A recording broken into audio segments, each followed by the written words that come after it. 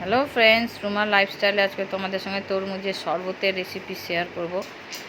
দেখো কিভাবে তৈরি করছি, খুব সহজেই তৈরি হয়ে যায়। প্রথমে তরমুজের ছালগুলোকে ছুলে নিতে হবে, তারপরে ওটার থেকে বিচিগুলোকে বার করে নিতে হবে। মিক্সার গ্রাইন্ডারে ওটা গ্রাইন্ড করে নিতে হবে।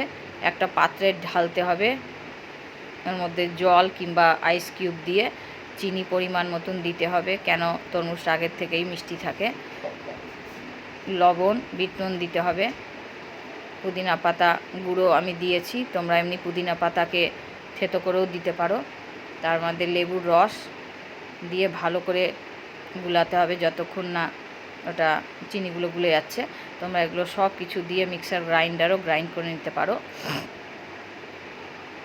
এই দেখো রেডি হয়ে গেল আমাদের তরমুজের শরবত। এটা খুব সহজেই তৈরি হয়ে যায় এবং গরমের দিনে মন আর শরীরকে ঠান্ডা করে দেওয়া একটা ড্রিঙ্ক, খুব সহজেই তৈরি হয়ে যায়।